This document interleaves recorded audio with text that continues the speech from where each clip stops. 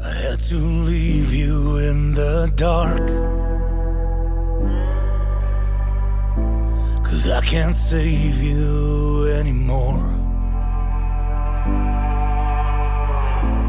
I've been drowning way too long, trying to pull you from this war. Bricky walls save my soul. So Mark here from Rock and Load. This evening I am joined by South African alternative singer-songwriter Mr. Tian Nienaber. Tian has just released his sophomore single, Soldier On, and we're here this evening to chat to the man himself and find out his plan for world domination. Tian, how are you? Mark, good, thanks, and yourself, man. Thanks so much for having me. Oh, I'm awesome. Yeah, I can't. It's been a while since I've done an interview. Actually, I can't lie. I've had a couple of weeks off, and it feels weird being back in front of the camera again. Well, everyone needs a bit of off time every now and then. So it's so also true. Been a bit since I've done interviews, so we're on the same page today. Good. Yeah, so you're too busy living the life of a rock star. You see, that's the problem. Yeah. Need to make a living, eh? Yeah. So Tian, like, for anybody unfamiliar with yourself, let's get a little bit of your history. So tell me a little bit about your backstory, first of all. Like, what, as a young guy, what piqued your interest in music, and who was responsible for bringing it to your world? Well, you know, in South Africa, music's quite a big part of the culture anyway. But I had a good friend when I was in primary school, so around 11, 12 years old, that used to play the guitar quite well. And she asked me one day to make sure that I learned to play. And a couple of months later, I started playing the guitar. So I've been playing since I was about 12 years old. Yeah, I started playing, and my love for music just grew ever since. Yeah. And who were the sort of musical influences then, back then in the earliest days, that sort of piqued your interest? Yes, that's actually quite a strange question. Everyone asked me that, but the first CD that I ever got was Don Williams' Greatest Hits album that my father bought for me. And then the second album my dad ever bought was what was Afro Man, you know. So quite a contrast. Definitely. Now, so I had that, but when I was younger, I actually listened to mostly, you know, real heavy metal type of stuff. And as I got older, it progressed until where I am now, where 95% of the music that I listen to now is like singer-songwriter. But when I started out, you know, Lamb of God, Dimmu Borgir, stuff like that was what I was listening to growing up. And then high school, it started going more to something that's a bit more chill. So I had a lot of Linkin Park, 3 Days Grace. Yeah. And so what stage did you sort of discover your voice then? To be quite honest, I never thought that I could actually sing well, because when I tried out for the primary school choir, the teacher told me that there's no bass section in the primary school choir, so I couldn't sing there. And then in high school, you know, it was quite difficult. I couldn't keep a note well, so certainly I could hear the notes. I could play with you on the guitar and everything like that, but singing along to that was not really easy for me.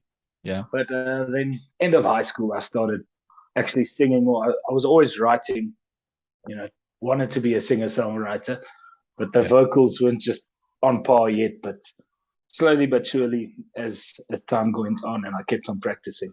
Yeah. And did you ever get any lessons on the vocal side of things? Not really. I had a great choir teacher in high school. Con van der Berg was his name. And he spent quite a bit of time helping me out with all of the little faults that I had. And somehow that's the only vocal training that I've actually needed thus far. Yeah. And that's not something that I'm against. I think it's something that definitely I want to try out still, but I'm not really patient when it comes to getting advice about how I'm supposed to be singing.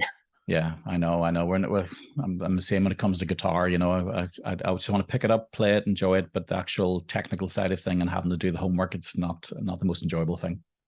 Definitely not. Yeah. And so when did you actually start going out and doing the gigging side of things, performing live? So when I finished high school, the first thing I went into sound engineering actually. Okay. So I did a lot of the bigger festivals in the Afrikaans music industry here in South Africa, and I did some rigging and got to know the industry from the backside of it, the technical aspects before I started doing the gigging.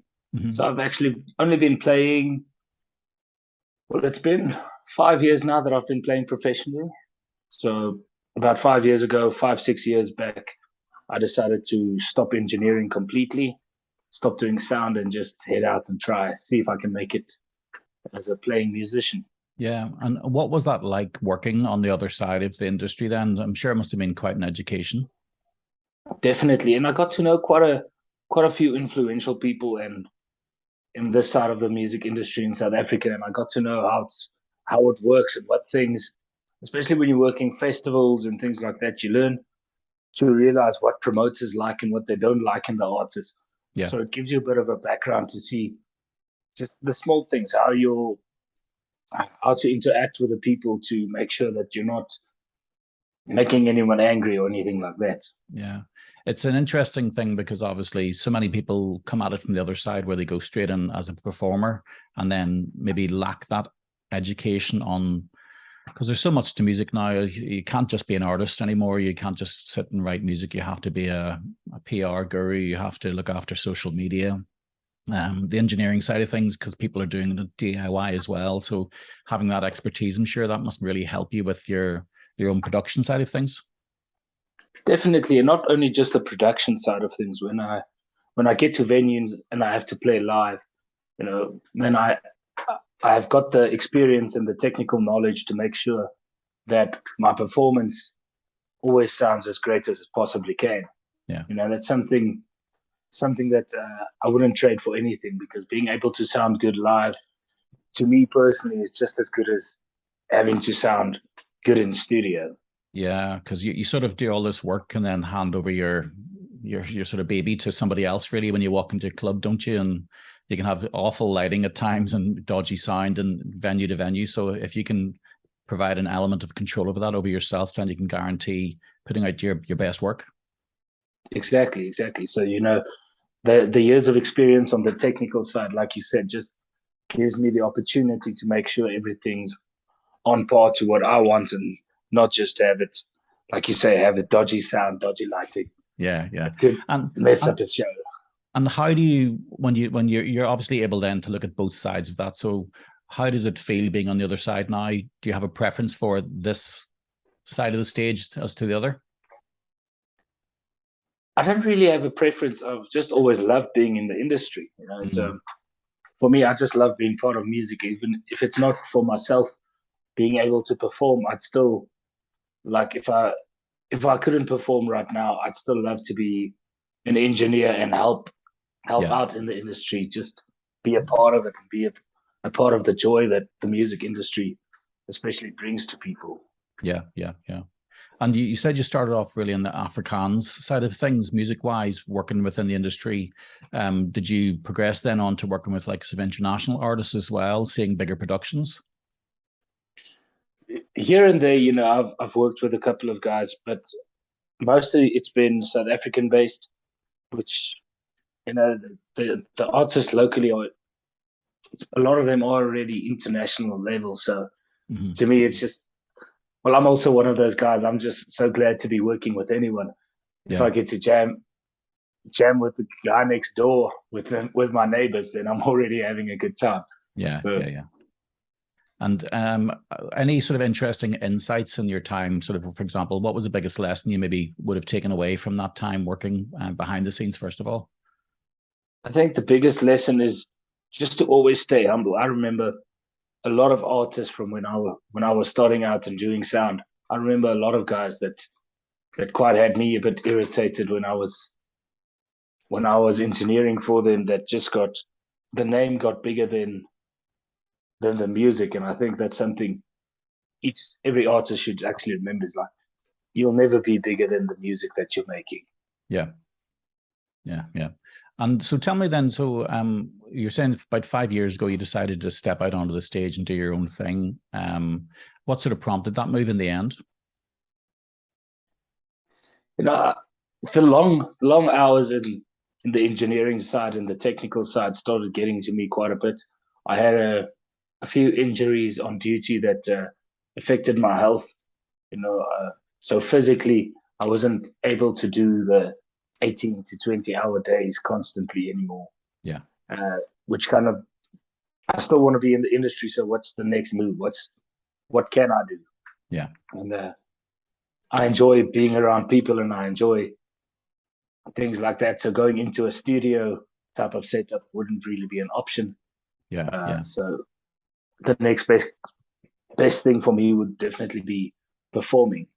Yeah, it's a lifestyle choice for sure, isn't it? It's not something that suits everybody, regardless of which side of the stage you're on, because, as you say, it's late nights, dingy clubs, and a different type of lifestyle. You just have to live and breathe it, really, don't you? Definitely. So if it's like you say, for some people it works, for others it doesn't. If you don't enjoy long hours, if you don't enjoy being on the road and being away from friends and family quite often, then being a performing artist is going to be a bit difficult. Yeah. And obviously as well, then you're saying about 5 years ago you decided to step out, but we had the pandemic then in between, which obviously would have cut that journey sort of short for you as well. How was your pandemic experience? I must say, for me personally, I know for a lot of people in the industry it was actually quite difficult. But I think from all the artists that I know personally in the SA scene and people that I've seen around, I think I was the second person in all of the genres and stuff that I know about, and all the people that I know and saw on streams. I was the second person to actually do Facebook live streams and do live streams like that. So my audience actually grew substantially quicker in the pandemic than I think it would have if I had to just be on the road. So I think for me personally, that was quite, the financial side of it, yeah, it sucked, but just making a name for myself and getting a bit more well known, I think it was a bit of a blessing in disguise. Yeah, there was a bit of a captive audience at that time, and a real appetite for whether it be entertainment or fresh new music. So people really probably appreciated that. Definitely, and I think for a lot of people actually in the music industry, or just for a lot of people out there, I think they realize the value of entertainment in their lives. I think a lot of people for the first couple of months, they thought, all right, it's going to be over quite quickly. And then a year down the line, they realized how much they actually miss going outside, watching a live band, having people perform. So I think it was a good thing for a lot of people in the industry, just because of the fact that other people had to realize now how important the entertainment industry in a whole is to your mental well-being as a human being. Yeah, I think we take a lot of things for granted, obviously, running up to the pandemic, and people have done an awful lot of evaluating what is important in their lives now post-pandemic. So certainly on the live scene here in the UK, it's quite vibrant, but obviously there's still challenges for people within the industry and for touring musicians. It's quite a tough time as well. So how's the South African side of things looking post-pandemic? The first whiles bit was actually rough. Like the first year post pandemic was quite rough, but now it's starting to pick up quite a bit. I know for a lot of people it's still rough. There's still a lot of artists that are suffering and struggling. But for myself personally, I think everything's been going from strength to strength, and I've not had a week that I haven't had work or that I wasn't able to go on the road and do a couple of gigs, which is amazing. So I'm very blessed and grateful. Yeah. And do you think then, obviously, your decision to go down the route of singer-songwriter, and obviously quite a easy on the ear style of music, has really helped you with that sort of career path? Because obviously people who are in a niche side of things, whether it be heavy metal or progressive metal or more niche genres might find the workflow a little bit tougher? Definitely. I think for a lot of artists, the time we have to decide what genre you're going into is quite a difficult one. I think if I had to make the same decision, like I said, about 10 years ago, I'd definitely be struggling quite a bit more, because then I would probably have chosen to go into more of the harder rock or heavy metal. But now, I can still get nice guitar riffs and nice beats and stuff from the drums that are like inspired from a lot of the music that I used to listen to into the more alternative track, which helps. But choosing a more lighter genre, if we can put it like that, does definitely help in the amount of work that I get at this stage. Yeah. But obviously, as well, there's pros and cons to everything, and then you'll be in a heavily saturated market as well, because there are quite a few artists out there competing for that space. But it's all about just having a song that will resonate with an audience, really, isn't it? Yeah, definitely. I think one of the things that also does help me quite a bit in the South African market at this stage is that a lot of the artists are actually Afrikaans writers and Afrikaans musicians. So there's a lot of the market's quite saturated when it comes to Afrikaans music. Yeah. Especially because the genre of Afrikaans music tends to be quite the same, like pop type of music. Yeah. Whereas in the English market in South Africa, it's especially the alternative side and the singer-songwriter side is not as saturated. There's still a lot of people in it, and but not so much that the amount of work that you might lose because of saturation is actually too bad. Yeah. And as far as getting your music out there and accessibility for you, so you talked on as like an English market and Afrikaan market. So do you have radio stations, etc., which will support the likes of your own type of music more than others, or is it a pretty open, accessible market over there for people to hear your music? I think it is quite accessible. I think, especially in the time that we're living in at the moment, a lot of people actually just prefer to listen to streaming platforms. Yeah. When you drive into the car, there's not, like, I wouldn't say everyone, but there's a big percentage of people out there that actually just get into the car and the car automatically connects to the Bluetooth and the Spotify, Apple Music, whatever pops up that they listen to. Yeah. So there's always going to be people, there's always going to be a market for radio. But I think accessibility wise, a lot of more people use Spotify and things like that, which does help. Yeah, for sure. The digital age has changed everything for everybody, really. It's still something that an awful lot of artists and PRs and record labels are still trying to really get control of, because it moves so fast. So an ever-changing landscape, really. Definitely. I don't think it's always going to be changing, because music, people, the world, everything is just constantly changing. So I think people are, at some stage, it might be just like turn into a monopoly of a sort, but I think it's going to be quite a while before anything like that's going to happen. Yeah. And so tell me about the new song then. I believe it was part of a pandemic challenge that you set yourself for 21 songs over 21 days. So that sounded like quite a tough challenge to come through. Yeah, definitely. So my first single, Hurting Love, was also part of the 21 songs in 21 days challenge. And then Soldier On was also one that I chose from that challenge. I don't know, that song, every time I went out and I played it, something about it I thought the song needs to get out there. And it was like Hurting Love is something that I feel the topic that I wrote about is quite difficult for a lot of people to talk about.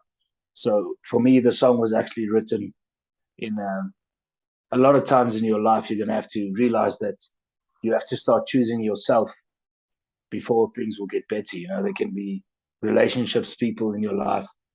It may be your parents or your best friend, your wife, whatever, that are just toxic to you. And until you realize that you need to stand up and choose yourself over all of these things and put yourself first, you're just going to keep on getting knocked down and knocked over, and life isn't going to be what you want it to be or where you can be. Yeah, yeah. And so tell me about the songwriting process for yourself then. Do you tend to go, say, acoustically on guitar to write your songs? Do you pick up an electric? Any preference for how you approach when you start writing music?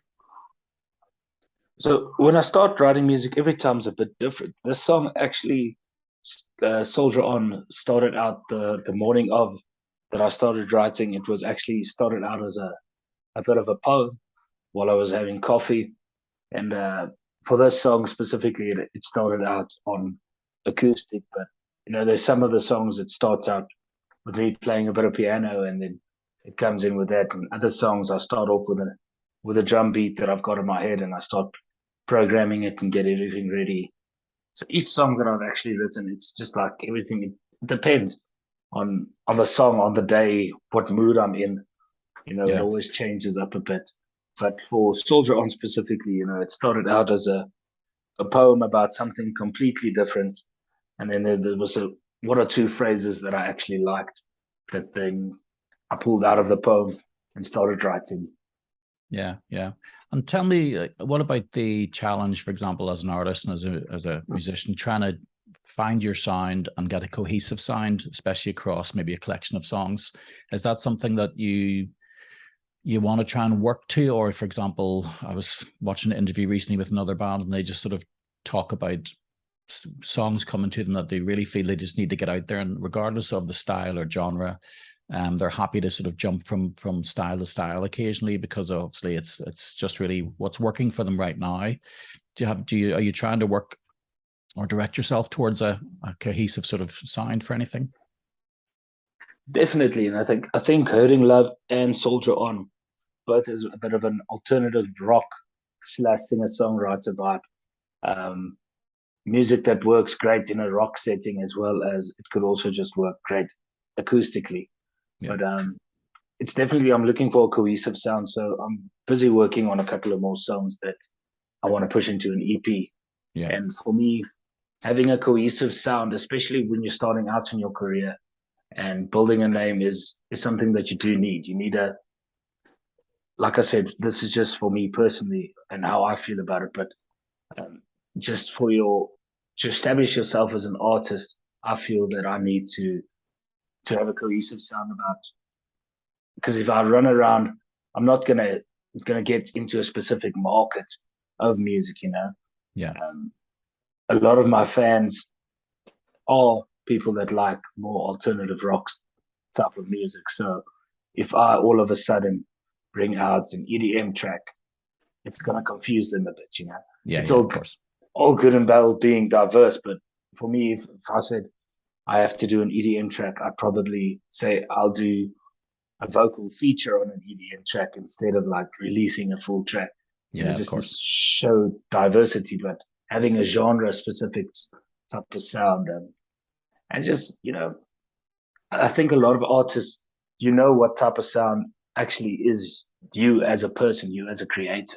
And the sound that I'm getting at this stage, a lot of my stuff is guitar driven with nice drum fills in a few sections of the song, and it's like an old pop type of synth sound that I use. So all that type of stuff is how I see myself and how I feel myself as an artist to be. So yeah, it's important. Would you think then, maybe looking at these two songs, that they could sort of represent a significant moment in your career as far as pinpointing a sign for yourself then, and a direction that you're going to maybe be moving forward? Definitely. I do think of moving forward, a lot, if not all of what I'm going to do is going to be quite the same type of genre. Maybe like if I go into the Afrikaans market, I'll probably also stick to the same type of genre. I'm pretty sure it's not going to work well, but I didn't think the genre that I chose to go into, because there's not a big alternative rock side in South African music at this stage. especially in the type of genre that I'm doing, there's not a lot of people doing it. So I didn't think it was going to do well or that people are going to like it. And thus far, it's been going well. So yeah, absolutely. Well, sometimes just these things can take you by surprise, and before you know it, various doors open and you're on a different path altogether. So best of luck for you for that journey. And so what have you got lined up then? This year you've got this new single just dropped there, but you thinking then maybe trying to work towards an EP for yourself, then get a collection of songs together, get a cohesive collection out there? Definitely. So the next thing that's coming up end of August now is we're shooting a music video for Soldier On. Okay.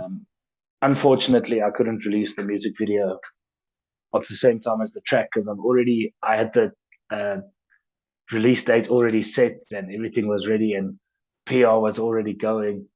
And then I realized, I actually have a tour planned, so I can't get to the music video shoot. Yeah. And now that I'm back from tour, back home, there's a bit of time for me to actually get the music video done. So that's something that I'm looking forward to. A bit of more of a conceptual music video compared to the first one. Yeah. And then I'm definitely, we're already busy picking a couple of songs. I want to do 3 or 4 more songs to put on an EP with Soldier On and Hurting Love for a nice cohesive sounding EP to just express who I see myself as an artist to be and just push myself into the direction that I'm looking to go in. Yeah. And as far as songwriting itself, are you the type of person that likes to lock yourself away to do that, or do you just let it happen naturally and then work on them over a time? I've actually done quite a bit of both. It's a lot of especially the Afrikaans music that I do write, a lot of that comes quite naturally, seeing as Afrikaans is actually my home language. Then a lot of the English stuff I do tend to take a bit more time to make sure it's written in a certain type of way to make it flow correctly, and I do take a lot of time to make sure the things are ready and things like that. So for the English stuff especially, I do take more time and I step away and I make sure. But also that's because if I look in the demographic of the world, there's a lot more English-speaking people in the world than there is Afrikaans-speaking. So I want to make sure that's 100% correct as soon as I release. As soon as I do Afrikaans music, I'm sure I'll take the time to sit down and make sure everything's 100% like I need it to be. But yeah. Well, very good, very good. Look, well, Tian, thank you for your time today. Lovely talking to you and great, obviously, catching up with you. Best of luck with the video. I'm sure it'll be did you enjoy that sort of experience? The video you done for Hurting Love, for example, was that a long day for you? Is it something you enjoyed? It's something that I do enjoy. When I was still in the sound engineering aspect of things, the person that Janus de Villiers that shoots all of my music videos and photos, him and I used to shoot music videos together about 10, 12 years ago. So, and now we're good mates. We go to watch the cricket together and all the sports stuff and still work together from time to time. So I do enjoy that, the music video side of things. I'm looking forward, like I said, to doing more of a conceptual type of music video where there's a bit of acting involved as well, instead of just a performance video. So I am looking forward to it. Very good, very good. Well, look, once again, thanks for your time, and obviously great talking with yourself. Just a reminder for everybody, so Tian's new song, Soldier On, is out now currently, and make sure to check it out first, via all the available streaming services, regardless of where you are in the world, because that's the beauty of it today, digital age, you can access it anywhere. So once again, many thanks, Tian Nienaber. Check him out. Thanks so much, Tian. Oh, thanks so much, Mark. I really appreciate your time. My pleasure, brother. I had to leave you in the dark, 'cause I can't save you anymore. I've been drowning way too long. gonna pull you from this war.